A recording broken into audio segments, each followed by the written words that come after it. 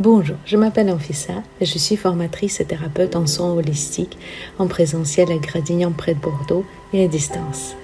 Je suis aussi l'autrice d'une formation en ligne Comment créer son bracelet chemin de vie. Dans ce podcast, moi-même et d'autres thérapeutes que j'invite, partageons notre expérience, nos difficultés et nos victoires que nous rencontrons au quotidien dans nos métiers.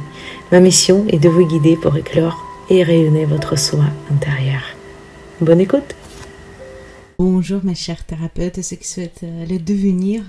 Le thème de cet épisode, c'est comment fixer les tarifs pour être que ça soit peut-être accessible ou pas.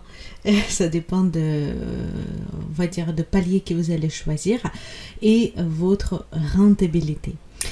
Vous savez, cette année, ma deuxième entreprise Rééquilibrant aura 5 ans au mois de mai et j'ai passé par beaucoup de stades, par plusieurs stades, fixation des tarifs, accessible, promotion, augmentation des tarifs, partenariat avec le pourcentage. En ce moment, vous savez, je remarque 2 tendances au début d'activité des personnes. Les tarifs qui sont trop bas et les tarifs qui sont exagérément élevés pour un contenu qui est creux, où il n'y a pas d'expérience, où il n'y a pas de parfois manque de connaissances. Déjà alors, comment fixer vos tarifs? Souvent, ce qu'on fait, je passais par là aussi, même si on nous dit en formation de vraiment calculer nos tarifs et calculer notre taux horaire, souvent on regarde ce qui se fait dans notre domaine et par nos concurrents par exemple, et on s'aligne. Je voudrais juste vous donner quelques pistes de réfléchir parce que pendant l'accompagnement, on passe vraiment par toutes ces étapes de calcul beaucoup plus développées. Ici, ce sont des pistes à réfléchir comment fixer des tarifs. Donc déjà, quel est le coût de votre entreprise? Autrement dit, quelles sont les charges fixes que vous payez tous les mois, quoi qu'il arrive. Ça peut être par exemple le prix de location d'une salle, si vous êtes un thérapeute et vous louez une salle.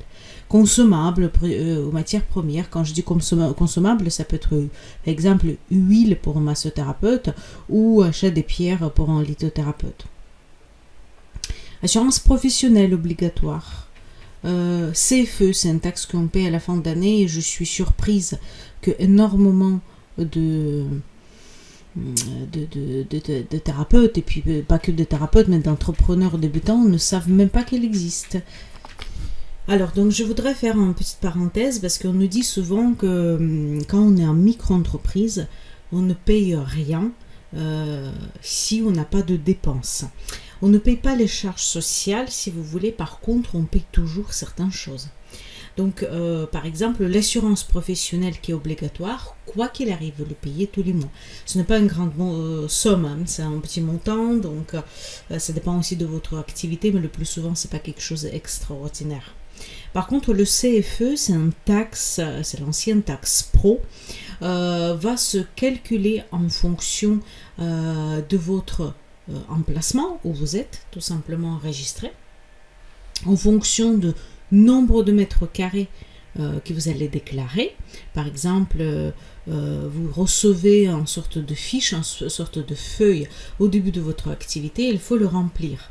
Et donc, il faut mettre le nombre de mètres carrés quand vous travaillez. Par exemple, si vous travaillez à domicile, c'est juste 1 mètre carré pour ranger vos dossiers. C'est pas de 0, attention. C'est quand je dis vous travaillez à domicile de vos clients.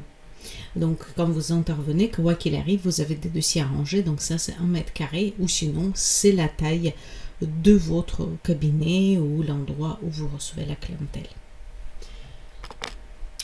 Donc, assurance. Pour l'assurance, je vous propose tout simplement de faire un tour de toutes les assurances et choisir celle qui est meilleure pour vous. Je veux pas. Bien sûr, je connais une qui me plaît plus que d'autres, comme je pense que de toutes les professionnels. Bon, là, par contre, je vous conseille vraiment dans votre domaine, puisque d'une domaine à l'autre, ça change. Donc, faire un tour et demander des devis. Prix de location d'une salle, c'est exactement la même chose. Il faut juste tout simplement demander les devis. Deuxième piste à réfléchir, quel est votre salaire souhaité minimal est idéal. N'oubliez pas que vos chiffres d'affaires, c'est loin d'être votre salaire.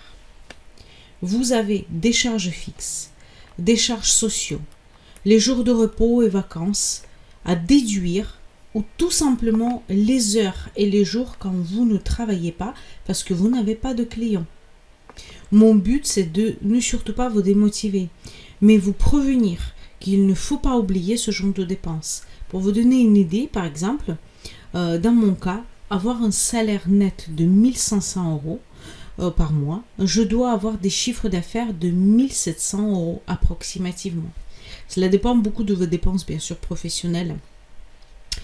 Mon calcul est suivant. Je dois payer mes charges fixes, qui sont loin d'être très élevées, mettre 10-15% de ma trésorerie pour payer le CFE à la fin d'année, assumer les périodes creuses de l'année et d'éventuelles dépenses. Par exemple, mon ordinateur tombe en panne ou une tablette, si vous utilisez une tablette, une table de massage, par exemple pour massothérapeute ou un thérapeute qui travaille sur la table de massage. Je vous rappelle que vous payez les charges sur la totalité de vos chiffres d'affaires en cas de micro-entreprise. Donc sur vos vraiment chiffres d'affaires, tout ce que vous avez encaissé. Et après, vous avez l'abattement à la fin d'année sur vos propres impôts, mais ça c'est une autre histoire. Ce que maintenant on va regarder, qu'est-ce qui se passe chez les concurrences et ce qu'ils proposent. Si vos tarifs, parce qu'après vous devez choisir aussi le palier. Pour vos tarifs, tout simplement, vous pouvez être d'entrée de gamme. Ça veut dire que ici, par contre, vous allez avoir les tarifs trop bas, très bas. On va dire ça comme ça, mais par contre, il faut faire la quantité. J'ai passé par là. Donc, ça veut dire qu'il faut trouver les clients pour faire la quantité. Et en plus, c'est votre santé aussi. Donc ça c'est l'entrée de gamme. Après, vous avez moyen de gamme, c'est classique, un peu comme tout le monde, comme tous vos concurrents. Attention, parce que je vois souvent qu'il y a certains thérapeutes ou certains, c'est plutôt dans le métier de massothérapeute, qui vont taper le massage autour de soi et vont se référencer au prix de spa, au prix de salon. Vous n'avez pas les mêmes charges que les spas, vous n'avez pas le même cadre aussi, parce que souvent dans le spa, on va pour ce cadre-là. Mais par contre, vous avez peut-être d'autres choses à mettre en avant. Par exemple, si vous êtes massothérapeute énergéticienne, ça peut être différent et ça peut effectivement se monétiser. Ça veut dire que vous pouvez augmenter votre tarif par rapport à ça parce que vous proposez un service de plus, tout simplement. Donc et après vous avez bien sûr tout ce qui est premium. Donc tout ce qui est premium, ce sont des hautes gammes. Par contre, c'est pas juste de fixer le tarif, il faut que le service se suit aussi, parce que haut de gamme, c'est une autre chose. Ça peut être intéressant, mais il faut que tout qui suit. Et l'endroit, et le décor, et les produits, la qualité des produits, et puis également le service après-vente, les relations avec les clients, et ainsi de suite. Donc, si vos tarifs sont extrêmement bas, par exemple le prix de marché est entre 50 et 70 € par heure, et vous proposez le même service à 15 ou à 25. C'est tout à fait possible, mais il faudra expliquer pourquoi. Car beaucoup de personnes vont se méfier aussi. Il faut y réfléchir parce que parfois ça nous fait peur aussi quand les tarifs sont bas. Vous pouvez expliquer que c'est pour, par exemple, que ce tarif soit accessible. Pour ça, vous avez le site, pour ça, vous avez les réseaux sociaux, votre communication, vos flyers, peu importe le moyen par lequel vous communiquez, il faut expliquer pourquoi. Parce que vous voulez, par exemple, que ce soit accessible au plus grand monde. Mais par contre, pour vous, il faut y penser. Vous allez travailler beaucoup plus pour arriver à certains montants de lesquels les montants que vous avez besoin pour vous au minimum. Moi, je parle vraiment au minimum. Ça veut dire que pour payer ses charges et pour payer le salaire. Et après, c'est autre chose. Il faut penser aussi à une autre chose qui est très très importante et qu'on ne pense pas forcément. Ça, c'est du vécu.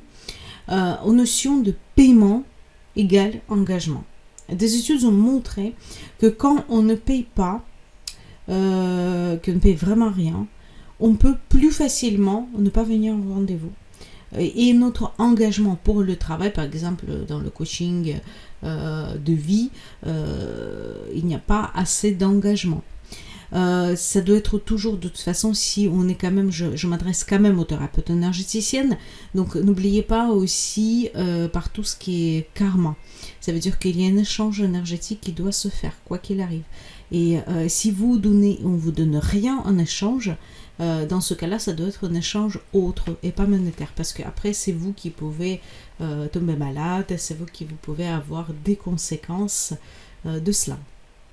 Par exemple, il n'y a pas si longtemps, il y a une copine, une élève qui m'a raconté l'histoire d'un magnétiseur qui ne prenait pas de l'argent et aucune chose en échange, parce que parfois ça peut être autre chose en échange, et finalement il était aveugle, il était sourd, il était malade, et lui-même elle disait, j'en suis sûre que c'est pour ça, parce que dans ce monde, l'échange, il est assez important.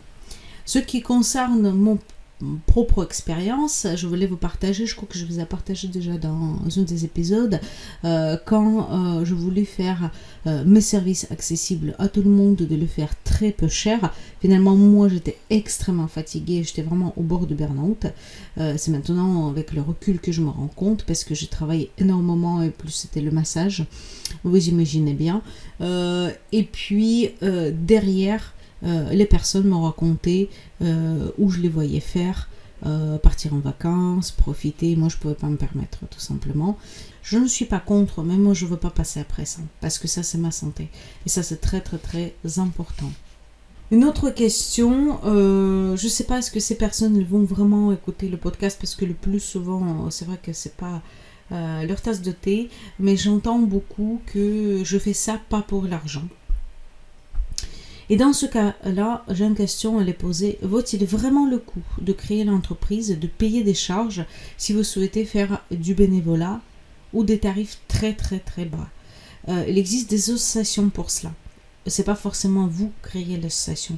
C'est vous pouvez déjà proposer vos services aux associations et à la limite de créer une qui aura un but non lucratif. Sur le long terme, se finit souvent par le burn-out, non-alignement avec vos offres et la fatigue extrême tout simplement. Parce que votre corps, c'est votre outil de travail. Si vous n'êtes pas bien, si vous êtes malade, au début, bien sûr, on est toujours... moi, je suis la première au début d'activité. Je suis prête à travailler 24 heures sur 24, les week-ends, répondre aux appels à 22 heures du soir, il n'y a pas de souci. Par contre, sur le long terme, malheureusement, ce n'est pas viable. Je vous confirme ça, j'ai passé par là. Donc, réfléchissez dès le début, tout simplement, pour ne pas... se sentir pas aligné, dégoûté de tout ce que vous proposez. Vous pouvez très bien, au début d'activité, avoir des tarifs bas, de vous entraîner, d'avoir des modèles si vous voulez même au départ, c'est ce que je conseille à mes élèves, et puis augmenter vos tarifs, c'est ok, mais sachez que ce ne sera pas la même clientèle. Il y aura un très petit pourcentage qui va rester. Je travaille énormément en partenariat avec les tarifs bas, et je peux vous dire que les clients qui ont vraiment réellement resté, c'est un petit tarif, parce que ce n'est pas dans leurs habitudes. Il y a certaines qui ne peuvent pas se permettre, d'autres qui... tout simplement, c'est pas dans leurs habitudes d'investir dans ce genre de service à tel ou tel montant. Donc vous pouvez, mais sachez que en même temps, vous changez votre clientèle. Pareil, quand vous avez des aides au début, vous dites oui, j'ai un chômage ou j'ai l'ACRE ou autre chose. Oui, mais après, comment vous voyez ça? Vous imaginez que votre service il coûte 25 € et puis le lendemain, votre chômage, votre ACRE finissent et vous dites aujourd'hui c'est 50. Et la dame, ou le monsieur, il est habitué de payer 25 € tous les mois. Et moi personnellement, c'est pas que je ne veux pas, c'est juste peut-être c'est pas dans mon budget. Donc ça veut dire que regardez, vous allez perdre certains clients, décevoir d'autres clients. Donc attention à ça.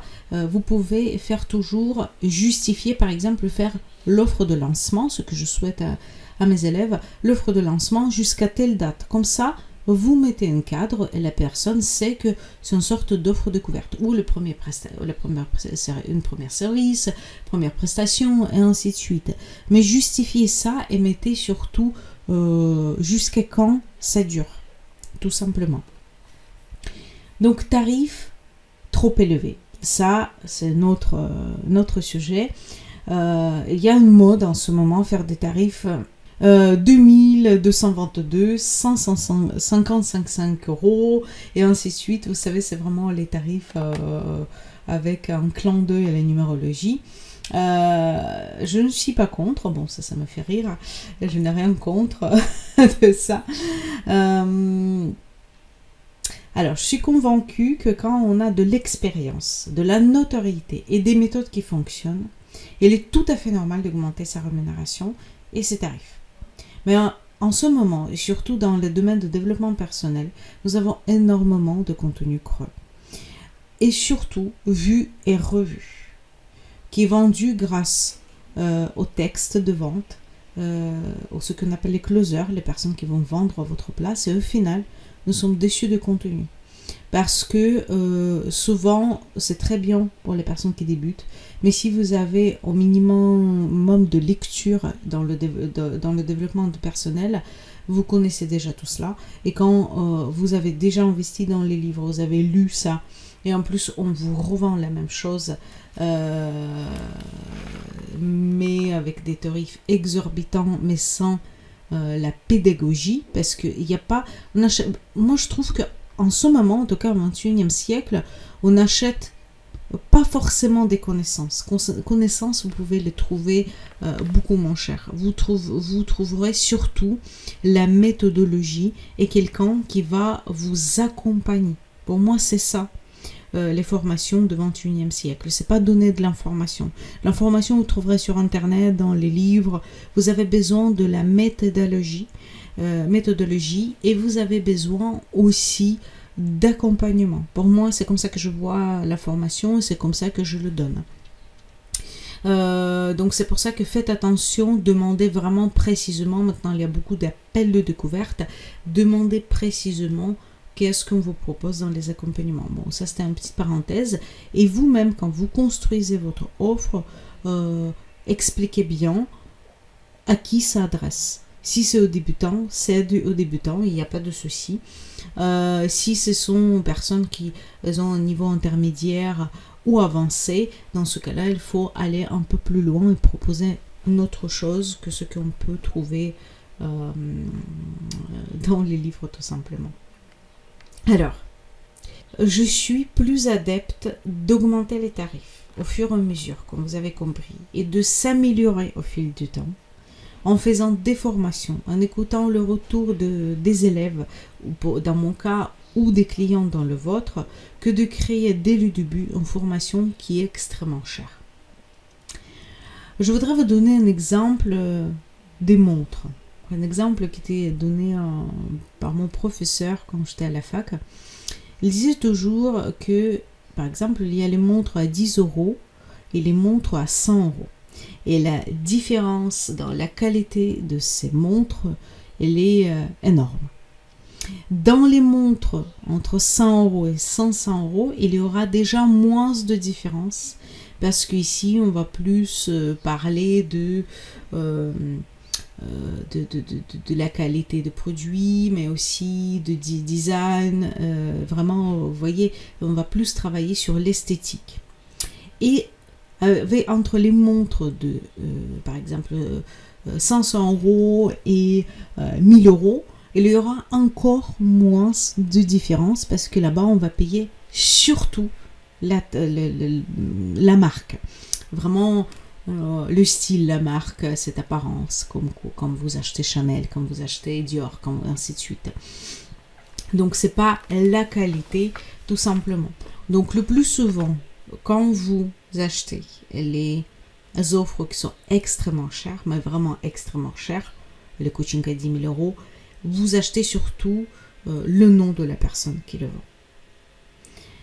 Son expérience, certes, mais regardez qu'est-ce qu'il y a derrière. Je ne dis pas qu'ils sont mauvais, attention, surtout pas, ce sont des personnes le plus souvent qu'ils ont passé par là, elles savent de quoi elles parlent, elles ont déjà de l'expérience. Mais demandez-les parce que malheureusement, ce n'est pas toujours le cas.